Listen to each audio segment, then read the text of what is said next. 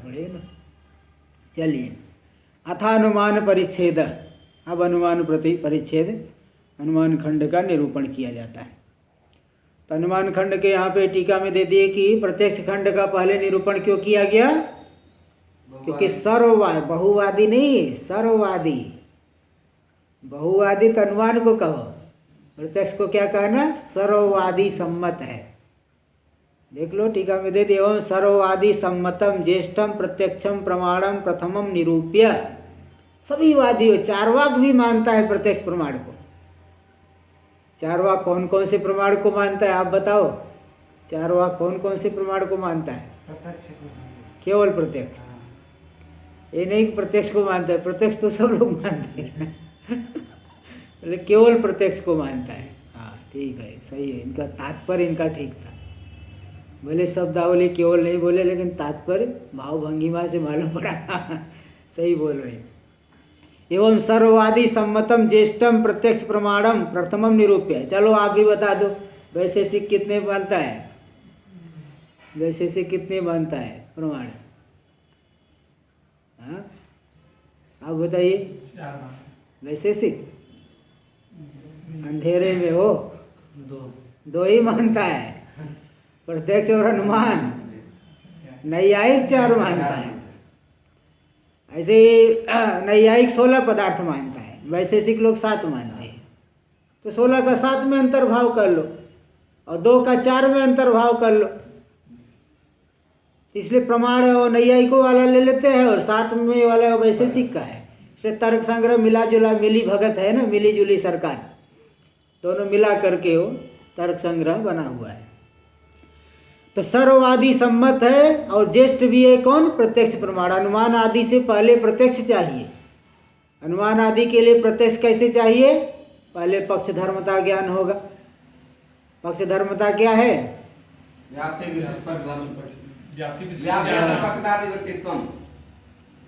व्याप्य।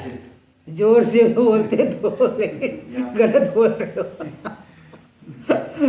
बोल तो जोर से रहे हो लेकिन गलत बोल रहे हो ना। व्याप्य से पर्वतादि वृत्तित्वम पक्ष धर्मता। भाई पक्ष में जो रहे पक्ष का धर्म है। धूम जो है पक्ष पर्वत में रह रहा है, दिख रहा है, अरे पर्वतो पर्वत में पर्वते धूमा, ये हो गया पक्ष धर्म। तो धूम में क्या आई? पक्ष धर्मता क्या है? पर्वतादि वृत्तित्वम। धूमे पक्ष धर्मता किम? धूम से पर्वतादि वृत्तित्वम एवं पक्ष धर्मता। पक्ष में रहेगा तभी पक्ष का धर्म बनेगा, पक्ष में नहीं रहने से पक्ष का धर्म नहीं बनता। तो प्रत्यक्ष धर्मता, व्याप्ति, इन सब के लिए प्रत्यक्ष प्रमाण चाहिए कि नहीं? कि आप भी अनुमान करोगे।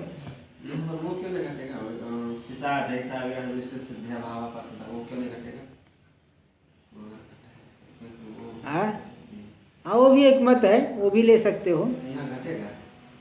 नहीं घटा, जहाँ घटे घटा लो, क्या वो कौन मना कर रहा है। लेकिन मैं तो यही बता, सामान्य रूप से तर्क संग्रह वाले ही पूछ रहा हूँ। ये सब सिसाद ईसा विरह वाले है क्या? थोड़ा अपने साथ वाले को भी ले लो ना, जो पढ़े वही बात करो।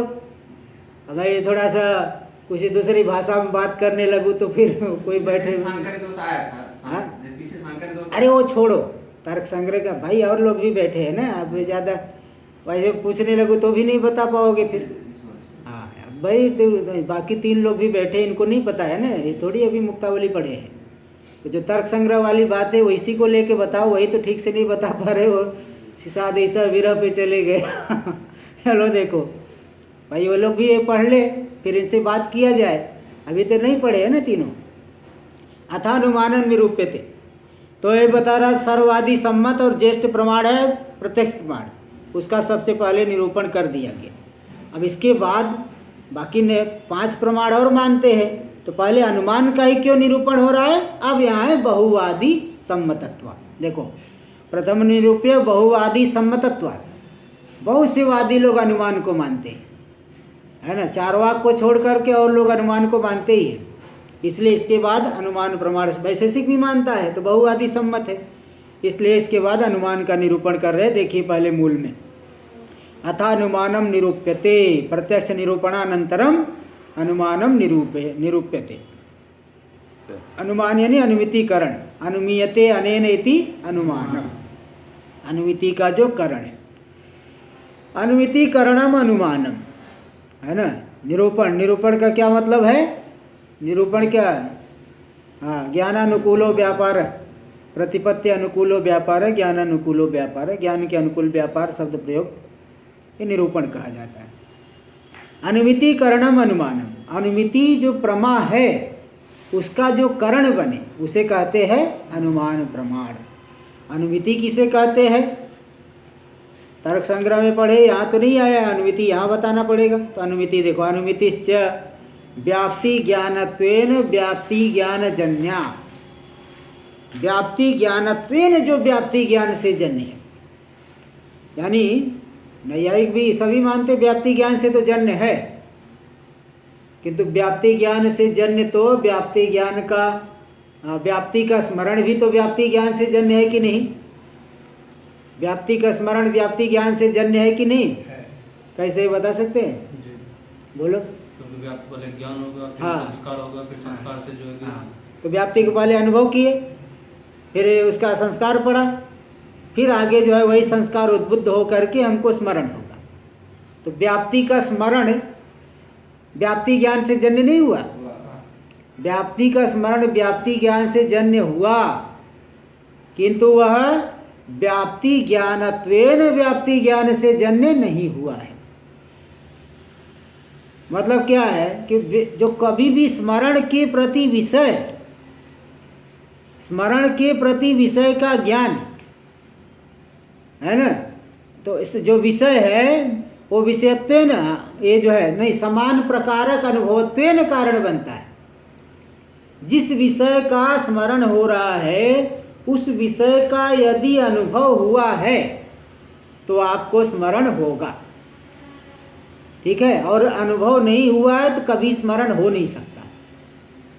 इसलिए स्मरण के प्रति ज्ञान कारण बनेगा समान प्रकारक अनुभवत्वेन, ठीक है, स्मरण के प्रति। इसी प्रकार अनुव्यवसाय, अनुव्यवसाय के प्रति व्यवसाय ज्ञान कारण बनता है। व्याप्ति का व्यवसाय ज्ञान हुआ, व्यवसाय ज्ञान के बाद अनुव्यवसाय, व्याप्ति महम जानामि, व्याप्ति ज्ञानवान हम, इस ज्ञान के प्रति भी व्याप्ति ज्ञान कारण हुआ, लेकिन वह जो कारण बना व्याप्ति ज्ञान विषयत्वेन कारण बना। लेकिन यहाँ कैसे कारण है? व्याप्ति ज्ञानत्वेन, यानी व्याप्ति प्रकारक ज्ञानत्वेन। व्याप्ति प्रकारक का मतलब क्या है कि व्याप्ति प्रकारक ज्ञानत्वावच्छिन्न कारणता निरूपित कार्यता शालित्वम। देखो, दंड कारण है, दंड कारण है किसका? घट का, तो दंडत्वावच्छिन्न कारणता निरूपित कार्यता शालित्वम आया घट में। इसी प्रकार व्याप्ति ज्ञान कारण बन रहा है किसका? अनुमिति का। तो केन रूपेण कारण बनेगा? व्याप्ति ज्ञानत्वेन, है ना। अन्यत्र जो कारण व्याप्ति ज्ञान बनेगा लेकिन भिन्न भिन्न प्रकार से बनेगा। जैसे व्याप्ति ज्ञान का अनुव्यवसाय है, अनुव्यवसाय के प्रति व्यवसाय ज्ञान कारण बनेगा। किस रूप से व्यवसाय ज्ञान? विषयत्वेन, क्योंकि अनुव्यवसाय ज्ञान में व्यवसाय ज्ञान भी विषय बनता है। भैया एक लोग मानते हैं पहले का ज्ञान अयम घटा, इस ज्ञान को कहते हैं व्यवसाय ज्ञान, और फिर उसी को उसका क्या हो जाए? मानस प्रत्यय से घटम अहम जानामि, अथवा घट ज्ञानवान हम। पहले ज्ञान हुआ अयम घट, यह घट है, फिर आगे क्या ज्ञान होगा? घट ज्ञान वाला मैं हूँ। तो पहला ज्ञान अयम घटा, यह हुआ व्यवसाय ज्ञान, और घट ज्ञान वाला मैं हूँ यह हुआ अनुव्यवसाय ज्ञान। अनुव्यवसाय ज्ञान में व्यवसाय ज्ञान क्या बनता है? विषय बनता है। तो अनुव्यवसाय ज्ञान के प्रति व्यवसाय ज्ञान में जो कारणता आई उसका अवच्छेदक कौन बना? विषयत्वम। विषयत्वावच्छिन्न कारणता निरूपित कार्यता आई, हाँ, अनुव्यवसाय ज्ञान। इसलिए वहाँ पे अनुव्यवसाय ज्ञान के प्रति जो व्यवसाय ज्ञान यानी व्याप्ति का जो अनुव्यवसाय है उसके प्रति व्याप्ति ज्ञान कारण बनेगा केन रूपेण? विषयत्वेन। और भी अन्यत्र व्याप्ति ज्ञान का ध्वंस हुआ, सुधा सागर बताइए, व्याप्ति ज्ञान का ध्वंस हुआ, उसमें व्याप्ति ज्ञान कारण बनेगा? व्याप्ति ज्ञान का ध्वंस कैसे कारण बनेगा? प्रतियोगित्व। हाँ बस यही ठीक है, ये सही बोले। व्याप्ति ज्ञान के ध्वंस के प्रति व्याप्ति ज्ञान किस रूप से कारण बनेगी? प्रति घट का ध्वंस हुआ, ध्वंसम प्रति किम कारणम? प्रतियोगी कारणम। केन रूपेण? प्रतियोगित्वेन। ध्वंस के प्रति प्रतियोगी कारण है, केन रूपेण? प्रतियोगित्वेन। तो व्याप्ति ज्ञान के ध्वंस के प्रति भी व्याप्ति ज्ञान कारण है, लेकिन वहां व्याप्ति ज्ञानत्वेन नहीं, प्रतियोगित्वेन। लेकिन जब व्याप्ति ज्ञान से फिर अनुमिति हुई, असाधारण कारण है ना, तो व्याप्ति ज्ञानत्वावच्छिन्न कारणता आई, प्रतियोगित्वावच्छिन्न, विषयत्वावच्छिन्न, इस प्रकार की कारणता नहीं है, बल्कि व्याप्ति ज्ञानत्वावच्छिन्न कारणता आई। कहाँ पे? व्याप्ति ज्ञान। जैसे देखिए दंड जब कारण बना घट का, तो किम धर्मावच्छिन्न कारणता आएगी? दंडत्वावच्छिन्न कारणता दंड में आएगी घट के प्रति। ऐसे ही व्याप्ति ज्ञान जब अनुमिति के प्रति कारण बन रहा है, तो केन रूपेण कारणता आई? व्याप्ति ज्ञानत्वेन। इसलिए व्याप्ति ज्ञानत्वावच्छिन्न कारणता निरूपित कार्यता कहाँ आई? अनुमिति में। देखो वही कह रहे हैं, अनुमितिश्च व्याप्ति ज्ञानत्वेन व्याप्ति ज्ञान जन्या, है ना। जैसे आप देखिए अयम घट, यह ज्ञान क्या है? कैसा ज्ञान? इस ज्ञान को किम प्रकारक ज्ञान कहोगे? घटत्व प्रकारक ज्ञान। अयम पटः, इस ज्ञान को क्या कहोगे? पटत्व प्रकारक ज्ञान। इसी प्रकार अब घट प्रकारक ज्ञान बता सकते? घट प्रकारक ज्ञान क्या है? वो घटत्व प्रकारक हुआ। घट प्रकारक लेना होगा तो घटवद भूतलम, घटवद भूतलम ये ज्ञान घट प्रकारक है। इसी प्रकार इयम व्याप्ति, यह ज्ञान क्या है? व्याप्तित्व प्रकारक ज्ञान। इयम व्याप्ति ज्ञान हुआ, यह ज्ञान है व्याप्तित्व प्रकारक ज्ञान। और यदि व्याप्ति प्रकारक दिखाना हो तो व्याप्तिमान धूम, धूमो वहनी व्याप्य। धूम में क्या रहेगी? व्याप्ति, वहनी की व्याप्ति, और धूम है विशेष, व्याप्ति उसमें बनी विशेषण प्रकार।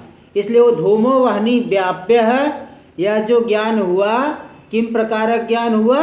व्याप्ति प्रकारक ज्ञान। इसी को यहाँ दे दी व्याप्ति ज्ञान। व्याप्ति ज्ञान मतलब व्याप्ति प्रकारक ज्ञान। तो धूमो वहनी व्याप्य यह ज्ञान हुआ व्याप्ति प्रकारक ज्ञान। यह रहेगा, इसमें रहेगी कारणता। किसके प्रति कारणता रही? अनुमिति के प्रति। किम धर्मावच्छिन्न कारणता? व्याप्ति ज्ञानत्वावच्छिन्न कारणता। देखो टीका में दे दी। अच्छा टीका में कोई बात नहीं, देखो टीका, हाँ टीका में चौथी पंक्ति में दी, व्याप्ति ज्ञानत्वेन न तो विषयत्वादि न, विषयत्वादि के द्वारा कारणता नहीं है कि व्याप्ति ज्ञान, इसलिए दे दी मूल में अनुमितिश्च व्याप्ति ज्ञानत्वेन व्याप्ति ज्ञान जन्या। व्याप्ति ज्ञानत्वेन व्याप्ति ज्ञान जन्या हुई अनुमिति। ऐसा कहने से क्या हुआ? जो विषयत्वेन व्याप्ति ज्ञान जन्य होगा, कौन? स्मरण।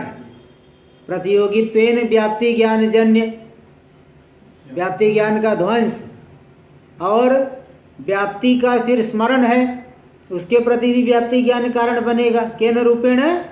समान विषयक अनुभवत्वेन। तो आप जब हमने कह दिया कि वो तो इन सब धर्मों के द्वारा नहीं, बल्कि व्याप्ति ज्ञानत्वेन व्याप्ति ज्ञान जन्य, तब वो स्मरण में, ध्वंस में और अनुव्यवसाय आदि में लक्षण की अतिव्याप्ति नहीं होगी। क्योंकि अनुव्यवसाय, ध्वंस, स्मरण ये सब व्याप्ति ज्ञानत्वेन व्याप्ति ज्ञान जन्य नहीं, अनुमिति ही व्याप्ति ज्ञानत्वेन व्याप्ति ज्ञान जन्य है। तो व्याप्ति ज्ञानत्वेन व्याप्ति ज्ञान जन्य का मतलब है व्याप्ति ज्ञानत्वावच्छिन्न कारणता निरूपित कार्यता शालित्वम। व्याप्ति ज्ञान जन्यत्व का अर्थ हुआ व्याप्ति ज्ञानत्वेन व्याप्ति। क्या अर्थ हुआ? व्याप्ति ज्ञानत्वावच्छिन्न कारणता निरूपित कार्यता शालित्वम। यही है व्याप्ति ज्ञानत्वेन व्याप्ति ज्ञान जन्यत्व का अर्थ। व्याप्ति ज्ञान कारण बन रहा है, कारणता का उच्छेदक क्या हुआ? व्याप्ति ज्ञानत्वम। कार्य कौन है? अनुमिति। कार्यता का उच्छेदक क्या होगा? अनुमितित्वम। तो व्याप्ति ज्ञानत्वावच्छिन्न कार्यता निरूपित कारणता निरूप, व्याप्ति ज्ञानत्वावच्छिन्न कारणता निरूपित कार्यता कहाँ आई? अनुमिति में। अनुमिति में।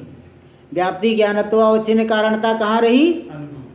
अरे कारणता व्याप्ति ज्ञान में रही। व्याप्ति ज्ञानत्वावच्छिन्न कारणता व्याप्ति ज्ञान में।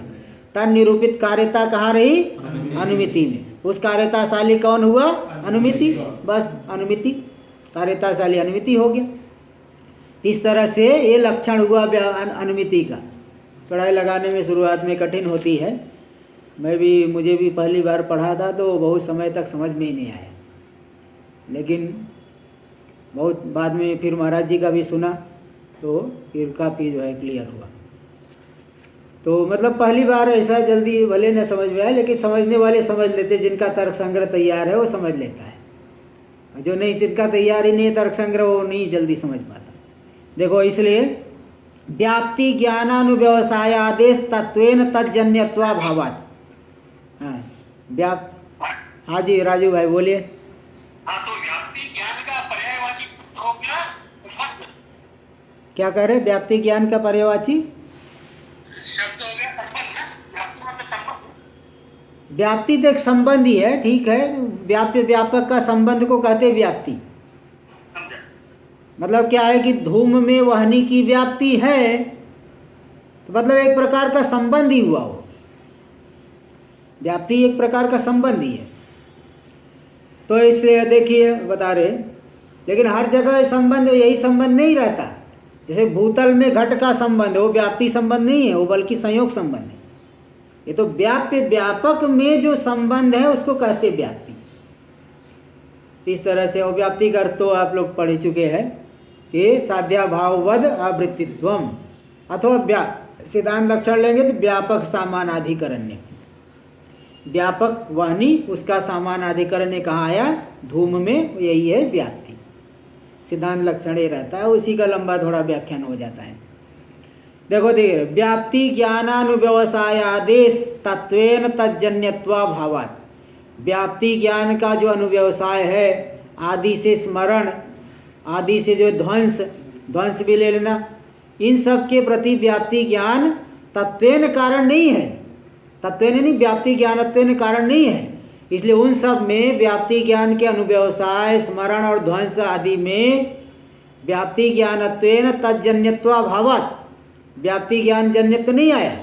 व्याप्ति ज्ञान जन्यत्व उनमें है, लेकिन व्याप्ति ज्ञानत्वेन व्याप्ति ज्ञान जन्यत्व नहीं है। इसलिए अनुमिति का लक्षण अनुव्यवसाय में, स्मरण में और ध्वंस में नहीं जाएगा। इसलिए न अनुमितित्व, वहाँ अनुमिति का लक्षण अति व्याप्त नहीं हुआ। देखो इसका टीका में देख लीजिए आखिरी पंक्ति में, अनुव्यवसाय स्मृति शाब्द ज्ञानादिषु दिए। देखो, विषयत्व, समान विषयानुभवत्व, पदार्थ ज्ञानत्व आदिना हेतुत्वात्। अनुव्यवसाय के प्रति व्याप्ति ज्ञान कारण बने केन रूपेण? विषयत्व, क्रम से लेना। विषयत्व अनुव्यवसाय के प्रति, स्मृति के प्रति समान विषयानुभवत्व, और शाब्द ज्ञान के प्रति पदार्थ ज्ञानत्व। व्याप्ति ज्ञान, व्याप्ति सुन करके पदार्थ का ज्ञान हुआ, व्याप्ति पदार्थ का ज्ञान। फिर बाद में जो है व्याप्ति वाला है धूम, ऐसे ज्ञान हुआ, शाब्द बोध हुआ। उस शाब्द को बोध के प्रति व्याप्ति ज्ञान रूपी पदार्थ ज्ञान कारण है। व्याप्ति ज्ञान कारण तो बना केन रूपेण? पदार्थ ज्ञानत्वेन। शाब्द बोध के प्रति पदार्थ का बोध कारण बनता है। इसलिए वहाँ पे व्याप्ति ज्ञान कारणता, व्याप्ति ज्ञान में कारणता उन तीन जगहों पे आई, लेकिन व्याप्ति ज्ञानत्वेन कारणता किसी के प्रति भी नहीं आई। व्याप्ति ज्ञानत्वेन कारणता तो केवल अनुमिति के प्रति ही आती है। इसलिए लक्षण की अति व्याप्ति कहीं दूसरी जगह नहीं। ये सब देख लेना, आगे देखिए। इसलिए न अनुमितित्व, अनुमिति कारणम च व्याप्ति ज्ञानम। अनुमिति का कारण है व्याप्ति ज्ञान। नव्य नैयायिक लोग भी ये मानते हैं। और व्याप्ति अनुमिति कारणम च व्याप्ति ज्ञानम तत्संस्कारो अवान्तर व्यापार। उसका जो संस्कार है अवान्तर व्यापार, बीच में एक व्यापार। असाधारणम कारणम करणम, असाधारण कारण करण होता है।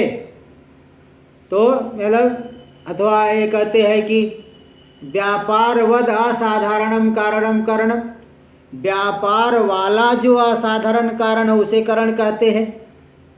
तो व्यापार क्या है? तज्जन्यत्वे सति तज्जन्य जनकत्वम। उससे जन्य होते हुए जैसे चक्रभ्रमी व्यापार है, पहले भी घटा चुकी, जरा एक बार बोल दीजिए चक्रभ्रमी में कैसे घटाओगे? नहीं बता आप बोल पाएंगे? आप बता दीजिए। दंड से शुरू करना, अभी बहुत हाँ, दंड जन्य तो सती दंड जन्य घट जनकत्वात् व्यापारत्वम चक्र भ्रमे है। दंड से जन्य वो चक्र भ्रमण और दंड से जन्य घट, हाँ, तो दंड जन्यत्वे सती दंड जन्य घट जनकत्व चक्र भ्रमी में आया। देखो इस तरह से लेना, दंड से जन्य घट, दंड से जन्य चक्र का भ्रमण, तो दंड जन्यत्वे सती दंड जन्य जनकत्वम, ठीक है, यही व्यापार। दंड से जन्य चक्र भ्रमण और दंड से जन्य घट, तो दंड जन्यत्वे सती दंड से जन्य हुआ चक्र भ्रमण और वही चक्र भ्रमण दंड जन्य घट का जनक भी है, क्योंकि बिना चक्र को घुमाए शांति से बैठे रहो चक्र के पास, चाहे 1 घंटे 2 घंटे बैठे रहो, बनेगा क्या घट? अथवा आग के पास वहाँ गैस के पास बैठ गए सुबह से 2 घंटे तक, भोजन बनेगा क्या? अग्नि व्यापार हो, जलाना ही पड़ेगा। इसलिए दंड जन्यत्वे सती दंड जन्य घट जनकत्वात् व्यापारत्वम कस्य चक्र भ्रमे, चक्र भ्रमणम से, भ्रमण क्रिया को भ्रमी कहते हैं। तो इस तरह से हो गया व्यापार। तो अब देखिए अनुमिति का कारण बन रहा है व्याप्ति ज्ञान। बीच में व्यापार क्या है? बीच में व्यापार है उस व्याप्ति ज्ञान का संस्कार, है ना, व्याप्ति ज्ञान का संस्कार है अवान्तर व्यापार। व्याप्ति पहले ही देख के रखे, व्याप्ति का पहले ज्ञान हो चुका है। देखो न्याय मत में और यहाँ पे थोड़ा अंतर है। नैयायिक लोग क्या कहते हैं कि तृतीय लिंग परामर्श वो जो है अनुमिति का साक्षात जनक है और व्याप्ति ज्ञान कारण तो है, ठीक है। तो तृतीय लिंग परामर्श क्या है?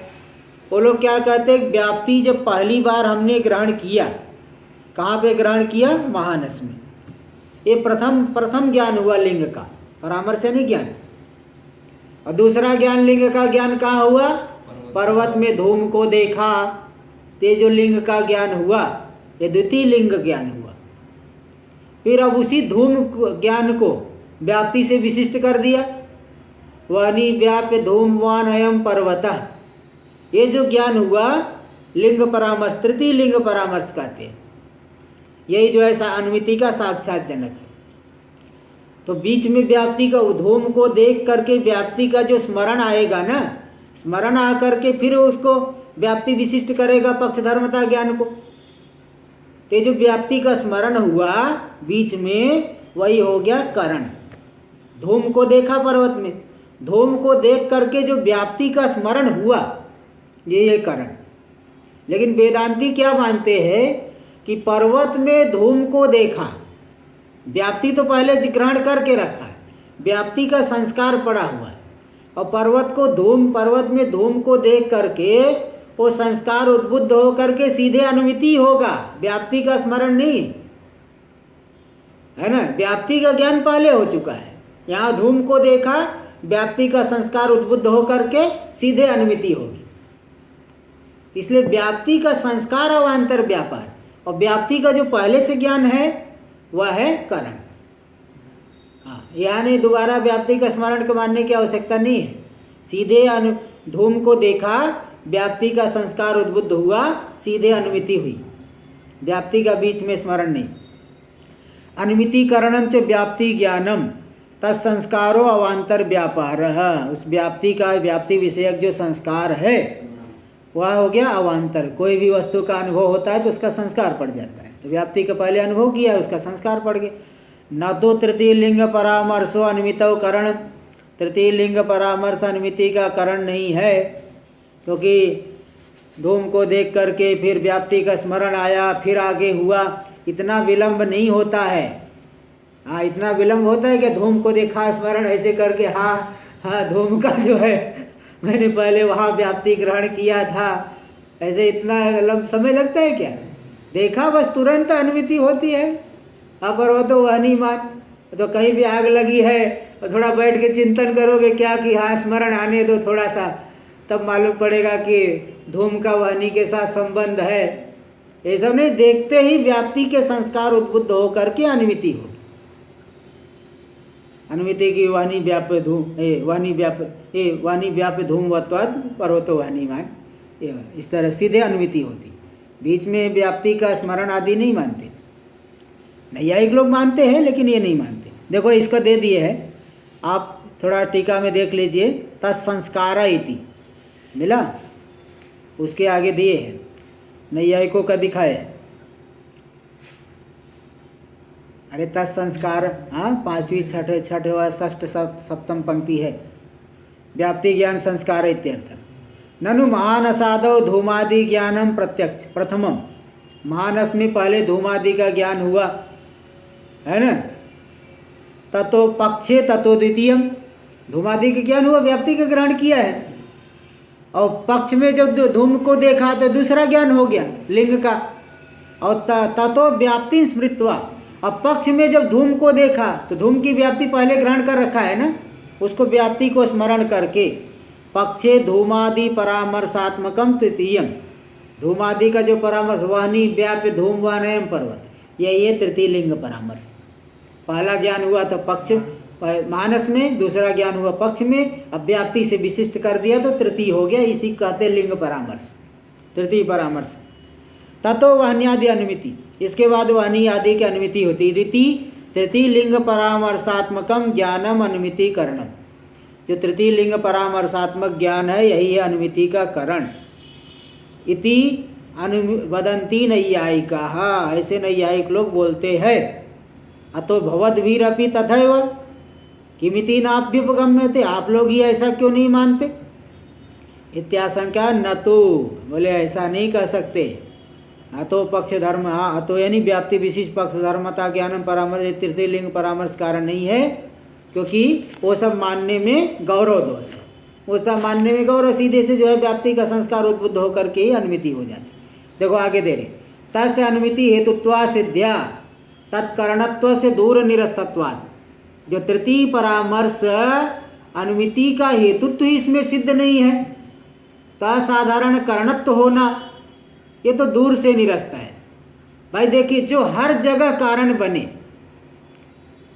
बने तब असाधारण कारण तक जाएंगे। और कारण ही हर जगह, कहीं कहीं चलो मान लिया व्याप्ति का स्मरण हो गया, बात ठीक है, हर जगह व्याप्ति के स्मरण से अनुमिति नहीं होता। इसलिए लिंग परामर्श सर्वत्र अनुमिति हेतुता है ही नहीं।